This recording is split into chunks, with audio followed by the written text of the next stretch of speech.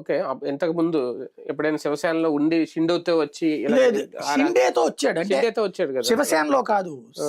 అప్పుడు మొట్టమొదటిసారి జరిగింది ఏంటంటే బీజేపీకి శివసేనకి కలిపి మెజారిటీ వచ్చింది. అవును. హ్మ్. 57 శివసేనకి, బీజేపీకి 104 వచ్చినాయి. అవును.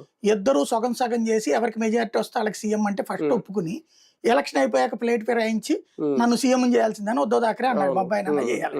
దానికి బీజేపీ ఒప్పుకోనప్పుడు ఆగిపోయింది. ఏ ప్రమాణం జరగకుండా ఆగిపోయింది. ఆ టైంలో ఇతను వెళ్ళిపోయి ఉద్ధవ్ థాకరే వాళ్ళతో కలవాలి, కానీ ఏమి తేల్లా. ఆ టైంలో బీజేపీ ఏం చేసింది, రాష్ట్రపతి పాలన పెట్టేసింది.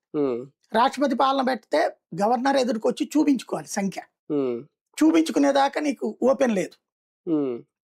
అప్పుడు రాష్ట్రపతి పాలన ఎత్తేయించడానికి శరద్ పవార్ ఆడిన నాటకం అజిత్ పవార్ వచ్చి ఫడ్నవీస్కి చెప్పి, నీకెందుకు నేను చీల్చుకొచ్చేస్తున్నాను, 30 మంది వచ్చేస్తున్నారు నాతో పాటు అన్నాడు. ఎప్పుడు మొన్న ఇప్పుడు కాకుండా అంతకు ముందు ఎలక్షన్ అంటే షిండే అప్పుడు డిప్యూటీ 2020 లెక్క అన్నప్పుడు వెంటనే అప్పటికప్పుడు క్యాబినెట్ పెట్టేసేసి దీన్ని ఓకే చేసేసి గవర్నర్ కి ఆర్డర్ ఇచ్చేసింది కేంద్ర ప్రభుత్వం. ప్రమాణ స్వీకారం చేసేశారు. షిండే ప్లస్ ఇదే షిండే గారు, అజిత్ పవారు, ఫడ్నవీస్ ప్రమాణం చేశాక అంటే అప్పుడు డోర్ తెరిచేసినట్టే.